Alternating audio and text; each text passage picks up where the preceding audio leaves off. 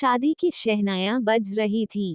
सभी मंडप के बाहर खड़े बारात का इंतजार कर रहे थे। शिखा अपने दोनों बच्चों को सजेधजे और मस्ती करते देखकर बहुत खुश हो रही थी और शादी के मजे लेते हुए उन पर नजर रखे हुए थी। तभी उसकी नजर रिया पर पड़ी, जो एक कोने में गुमसुम सी अपनी माँ के साथ चिपकी खड़ी थी। रिया और शिखा दूर के रिश्ते की चचेरी बहनें थीं। दोनों बचपन से ही अक्सर शादी ब्याह जैसे पारिवारिक कार्यक्रमों में मिलती थीं। रिया को देख शिखा ने वहीं से आवाज लगाई, रिया, रिया। शायद रिया अपने आप में ही खोई हुई थी। उसे शिखा की आवाज सुनाई भी न दी। शिखा स्वयं ही उसके पास पहुंची और चाहक कर बोली, कैसी है रिया? रिया ने जैसे ही शिखा को देखा, मुस्कुरा कर बोली, ठीक हूँ, तू कैसी है? बिल्कुल ठीक हूँ। कितने साल हुए न हम दोनों को मिले, शादी क्या हुई, बस ससुराल के ही होकर रह गए। शिखा ने कहा, आओ, मैं तुम्हें अपने बच्चे से मिलवाती हूँ। रिया उन्हें देखकर बस मुस्कुरा दी। शिखा को लगा रिया कुछ बदली बली है। पहले तो वह चिड़िया सी फुदकती और चहकती रहती थी, अब इसे क्या हो गया? मायके में है, फिर भी गम की घटाएं चेहरे पर क्यों? जब वो सभी रिश्तेदारों से मिली तो उसे मालूम हुआ कि रिया की उसके पति से तलाक की बात चल रही है।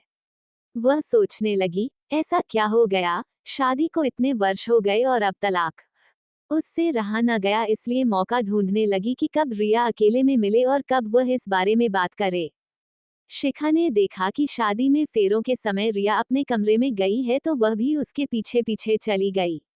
शिखा ने कुछ औपचारिक बातें कर कहा, मेरी प्यारी बहना, बदली बली सी क्यों लगती है? कोई बात है तो मुझे बता। पहले तो रिया नानुकर करती रही, लेकिन जब शिखा ने उसे बचपन में साथ बिताए पलों की याद दिलाई तो उसकी रुलाई फूट पड़ी। उसे रोते देख शिखा ने पूछा, क्या बात है, पति से तलाक क्यों ले रही है? तुझे परेशान करता है क्या? ऐसा कुछ नहीं, वे तो बहुत नेक इंसान हैं, रिया ने जवाब दिया। तो फिर क्या बात है रिया, तलाक क्यों? शिखा ने पूछा। रिया के ननों की शांत धारा सिसकियों में बदल गई, कमी मुझ में है, मैं ही अपने पति को वैवाहिक सुख नहीं दे पाती। मुझे पति के पास जाना भी अच्छा नहीं लगता। मुझे उनसे कोई शिकायत नहीं, लेकिन मेरा अतीत मेरा पीछा ही नहीं छोड़ता। आज रिया सब कुछ बता देना चाहती थी, वह राज, जो बरसों से घुन की मानिंद उसे अंदर से खोखला कर रहा था। जब उसने अपनी माँ को बताया था तो उन्होंने भी उसे कितना डांटा था। उसकी आधी अधूरी सी बात सुनकर शिखा कुछ समझ न पाई और बोली, रिया, मैं तुम्हारी मदद करूंगी, मुझे सच सच बताओ, क्या बात है? रिया उसके गले लग खूब रोई और बोली, वे हमारे दूर के रिश्ते के दादा हैं न, गांव वाले, किसी शादी में हमारे शहर आए थे और एक दिन हमारे घर भी रुके थे। माँ को उस दिन डॉक्टर के पास जाना था। माँ को लगा कि दादा हैं, इसलिए मुझे भाई के भरोसे घर में छोड़ गईं। जब भैया खेलने गए तो दादा मुझे छत पर ले गए और कहकर वह रोने लगी। उसकी बात सुनकर शिखा की आंखों में मानो खून उतर आया। उसके मुंह से अनायास ही निकला, राक्षस, वहशी, दरिंदा, और न जाने कितनी युवतियों को उसने अपना शिकार बनाया होगा। तुम्हें मालूम है वो बुढ़ा तो मर चुका है। उसने सिर्फ तुम्हें ही नहीं मुझे भी अपना शिकार बनाया था। मैं एक शादी में गई थी, वह भी वहां आया हुआ था। मेरी माँ मुझे शादी के फेरों के समय कमरे में अकेली छोड़ गई थी। सभी लोग फेरों की रस्म में व्यस्त थे। उसने मौका देख मेरे साथ बलात्कार किया। मात्र 15 वर्ष की थी मैं उस वक्त। जब मेरे चीखने की आवाज सुनाई दी तो मेरी माँ दौड़कर आई और पिताजी ने उन दादाजी को खूब भला बुरा कहा, लेकिन रिश्तेदारों और समाज में बदनामी के डर से यह बात छिपाई गई। वही तो, रिया कहने लगी, मेरी माँ ने तो उल्टा मुझे ही डांटा और कहा कि यह तो बड़ा अनर्थ हो गया। बिन ब्याहे ही यह संबंध, न जाने अब कोई मुझसे विवाह करेगा भी या नहीं। जैसे कसूर मेरा ही हो, मैं क्या करती? उस समय सिर्फ 15 वर्ष की थी, इसलिए समझती भी नहीं थी कि बलात्कार क्या होता है। लेकिन शादी के बाद जब भी मेरे पति नजदीक आए तो मुझे बार बार वही हादसा याद आया और मैं उनसे दूर जा खड़ी हुई। जब वे मेरे नजदीक आते हैं तो मुझे लगता है एक और बलात्कार होने वाला है। शिखा ने पूछा, तो फिर वे तुमसे जबरदस्ती तो नहीं करते? नहीं, कभी नहीं, रिया बोली। तब तो तुम्हारे पति सच में बहुत नेक इंसान हैं। मैं नहीं चाहती कि मेरे कारण वे दुख की जिंदगी जिए, इसलिए मैंने ही उनसे तलाक मांगा है। मैं तो उन्हें वैवाहिक सुख नहीं दे पाती, पर उन्हें तो आजाद करूं इस बंधन से। ओह, तो ये बात है। मतलब तुम मन ही मन उन्हें पसंद तो करती हो। हाँ, रिया बोली, मुझे अच्छे लगते हैं वे, किंतु मैं मजबूर हूँ। तुमने मुझे अपना सबसे बड़ा राज बताया है, तो क्या तुम मुझे एक मौका नहीं दोगी कि मैं तुम्हारी कुछ मदद कर सकूं? देखो रिया, मेरे साथ भी यह हादसा हुआ, लेकिन माम पिताजी ने मुझे समझा दिया कि मेरी कोई गलती नहीं, पर तुम्हें तो उल्टा तुम्हारी माँ ने ही कसूरवार ठहरा दिया।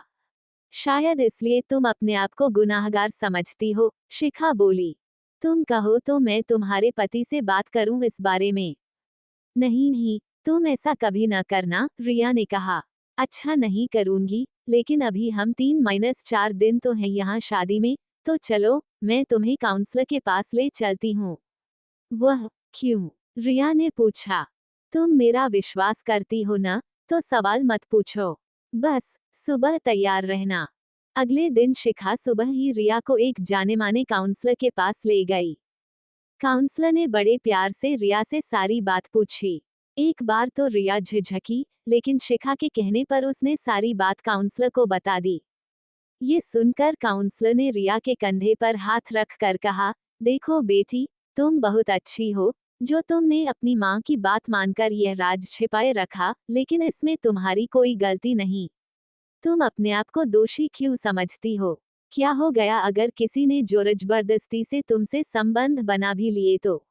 रिया बोली, माँ ने कहा, मैं अपवित्र हो गई, अब मुझे अपने आप से ही घिन आती है।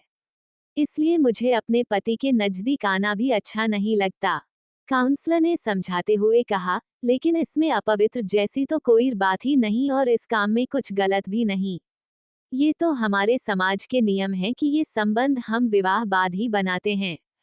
लेकिन समाज में बलात्कार के लिए तो कोई कठोर नियम व सजा नहीं। इसलिए पुरुष इसका फायदा उठा लेते हैं और दोषी लड़कियों को माना जाता है। बेचारी अनखिली कली सी लड़कियां फूल बनने से पहले ही मुरझा जाती हैं। अब तुम मेरी बात मानो और यह बात बिल्कुल दिमाग से निकाल दो कि तुम्हारा कोई दोष है और तुम अपवित्र हो। चलो, अब मुस्कुराओ। रिया मुस्कुरा उठी। शिखा उसे अपने साथ घर लाई और बोली, अब तलाक की बात दिमाग से निकाल दो और अपने पति के पास जाने की पहल तुम खुद करो। इतने वर्ष बहुत सताया तुमने अपने पति को। अब चलो, प्रायश्चित भी तुम ही करो। शादी की शहनाइयां बज रही थीं। सभी मंडप के बाहर खड़े बारात का इंतजार कर रहे थे। शिखा अपने दोनों बच्चों को सजेधजे और मस्ती करते देखकर बहुत खुश हो रही थी और शादी के मजे लेते हुए उन पर नजर रखे हुए थी। तभी उसकी नजर रिया पर पड़ी, जो एक कोने में गुमसुम सी अपनी माँ के साथ चिपकी खड़ी थी। रिया और शिखा दूर के रिश्ते की चचेरी बहनें थीं। दोनों बचपन से ही अक्सर शादी ब्याह जैसे पारिवारिक कार्यक्रमों में मिलती थीं। रिया को देख शिखा ने वहीं से आवाज लगाई, रिया, रिया। शायद रिया अपने आप में ही खोई हुई थी। उसे शिखा की आवाज सुनाई भी ना दी। शिखा स्वयं ही उसके पास पहुंची और चहककर बोली, कैसी है रिया? रिया ने जैसे ही शिखा को देखा, मुस्कुराकर बोली, ठीक हूँ, तू कैसी है? बिल्कुल ठीक हूँ। कितने साल हुए न हम दोनों को मिले, शादी क्या हुई, बस ससुराल के ही होकर रह गए। शिखा ने कहा, आओ, मैं तुम्हें अपने बच्चे से मिलवाती हूँ। रिया उन्हें देखकर बस मुस्कुरा दी। शिखा को लगा रिया कुछ बदली बली है। पहले तो वह चिड़िया सी फुदकती और चहकती रहती थी, अब इसे क्या हो गया? मायके में है, फिर भी गम की घटाएं चेहरे पर क्यों? जब वो सभी रिश्तेदारों से मिली तो उसे मालूम हुआ कि रिया की उसके पति से तलाक की बात चल रही है। वह सोचने लगी, ऐसा क्या हो गया, शादी को इतने वर्ष हो गए और अब तलाक। उससे रहा न गया, इसलिए मौका ढूंढने लगी कि कब रिया अकेले में मिले और कब वह इस बारे में बात करे। शिखा ने देखा कि शादी में फेरों के समय रिया अपने कमरे में गई है तो वह भी उसके पीछे पीछे चली गई। शिखा ने कुछ औपचारिक बातें कर कहा, मेरी प्यारी बहना, बदली बली सी क्यों लगती है? कोई बात है तो मुझे बता। पहले तो रिया नानुकर करती रही, लेकिन जब शिखा ने उसे बचपन में साथ बिताए पलों की याद दिलाई तो उसकी रुलाई फूट पड़ी।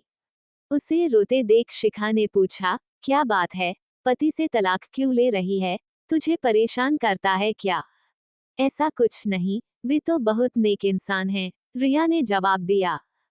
तो फिर क्या बात है रिया, तलाक क्यों? शिखा ने पूछा। रिया के नैनों की शांत धारा सिसकियों में बदल गई। कमी मुझ में है, मैं ही अपने पति को वैवाहिक सुख नहीं दे पाती। मुझे पति के पास जाना भी अच्छा नहीं लगता। मुझे उनसे कोई शिकायत नहीं, लेकिन मेरा अतीत मेरा पीछा ही नहीं छोड़ता। आज रिया सब कुछ बता देना चाहती थी, वह राज, जो बरसों से घुन की मानिंद उसे अंदर से खोखला कर रहा था। जब उसने अपनी माँ को बताया था तो उन्होंने भी उसे कितना डांटा था। उसकी आधी अधूरी सी बात सुनकर शिखा कुछ समझ न पाई और बोली, रिया, मैं तुम्हारी मदद करूंगी, मुझे सच सच बताओ, क्या बात है? रिया उसके गले लग खूब रोई और बोली, वे हमारे दूर के रिश्ते के दादा हैं ना, गांव वाले, किसी शादी में हमारे शहर आए थे और एक दिन हमारे घर भी रुके थे। माँ को उस दिन डॉक्टर के पास जाना था। माँ को लगा कि दादा हैं इसलिए मुझे भाई के भरोसे घर में छोड़ गईं। जब भैया खेलने गए तो दादा मुझे छत पर ले गए और कहकर वह रोने लगी। उसकी बात सुनकर शिखा की आंखों में मानो खून उतर आया। उसके मुंह से अनायास ही निकला, राक्षस, वहशी, दरिंदा और न जाने कितनी युवतियों को उसने अपना शिकार बनाया होगा। तुम्हें मालूम है वो बुढ़ा तो मर चुका है। उसने सिर्फ तुम्हें ही नहीं मुझे भी अपना शिकार बनाया था। मैं एक शादी में गई थी, वह भी वहां आया हुआ था। मेरी माँ मुझे शादी के फेरों के समय कमरे में अकेली छोड़ गई थी। सभी लोग फेरों की रस्म में व्यस्त थे। उसने मौका देख मेरे साथ बलात्कार किया। मात्र 15 वर्ष की थी मैं उस वक्त। जब मेरे चीखने की आवाज सुनाई दी तो मेरी माँ दौड़कर आई और पिताजी ने उन दादाजी को खूब भला बुरा कहा, लेकिन रिश्तेदारों और समाज में बदनामी के डर से यह बात छिपाई गई। वही तो, रिया कहने लगी, मेरी माँ ने तो उल्टा मुझे ही डांटा और कहा कि यह तो बड़ा अनर्थ हो गया। बिन ब्याहे ही यह संबंध। न जाने अब कोई मुझसे विवाह करेगा भी या नहीं। जैसे कसूर मेरा ही हो, मैं क्या करती? उस समय सिर्फ 15 वर्ष की थी, इसलिए समझती भी नहीं थी कि बलात्कार क्या होता है।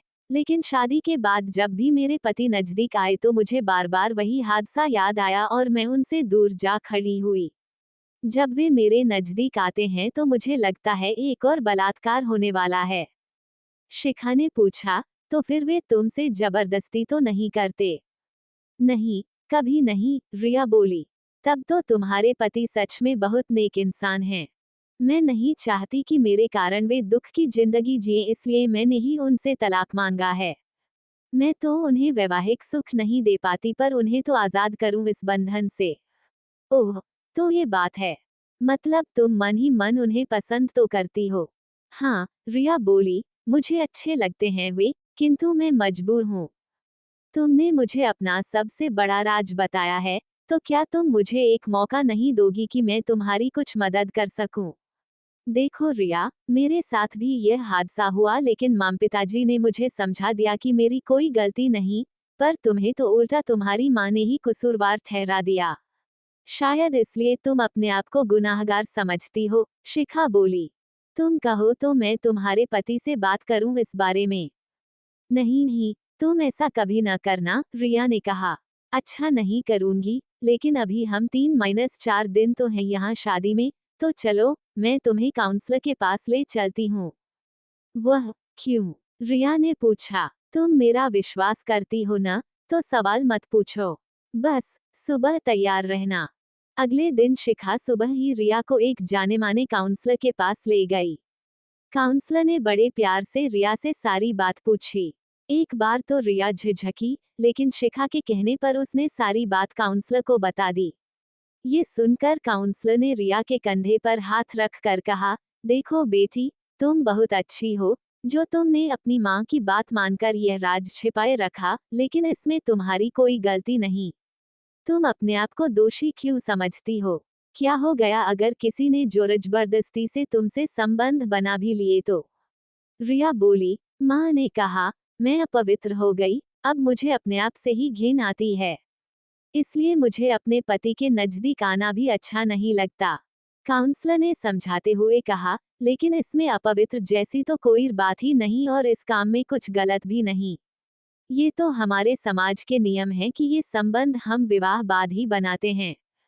लेकिन समाज में बलात्कार के लिए तो कोई कठोर नियम व सजा नहीं। इसलिए पुरुष इसका फायदा उठा लेते हैं और दोषी लड़कियों को माना जाता है। बेचारी अनखिली कली सी लड़कियां फूल बनने से पहले ही मुरझा जाती हैं। अब तुम मेरी बात मानो और यह बात बिल्कुल दिमाग से निकाल दो कि तुम्हारा कोई दोष है और तुम अपवित्र हो। चलो, अब मुस्कुराओ। रिया मुस्कुरा उठी। शिखा उसे अपने साथ घर लाई और बोली, अब तलाक की बात दिमाग से निकाल दो और अपने पति के पास जाने की पहल तुम खुद करो। इतने वर्ष बहुत सताया तुमने अपने पति को। अब चलो, प्रायश्चित भी तुम ही करो। रिया विवाह संपन्न होते ही ससुराल चली गई। उसने अपने पति के पास जाने की पहल की और साथ ही साथ काउंसलर ने भी उसका फोन पर मार्गदर्शन किया। उसके व्यवहार में बदलाव देख उसके पति भी आश्चर्यचकित रह गए। उन्होंने रिया को एक दिन अपनी बाहों में भर कर पूछा, क्या बात है रिया, आजकल तुम्हारा चेहरा गुलाब सा खिला रहता है।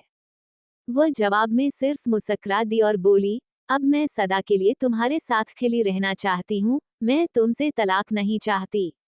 उसके पति ने कहा, थैंक्स रिया, लेकिन यह मैजिक कैसे? वह बोली, थैंक्स शिखा को कहो, अभी फोन मिलाती हूँ उसे। कहकर उसने शिखा का फोन मिला दिया। उधर से शिखा ने रिया के पति से कहा, थैंक्स की बात नहीं, बस ये ध्यान रखना कि गुलाब यूं ही खिले रहें। उद्धरण उद्धरण।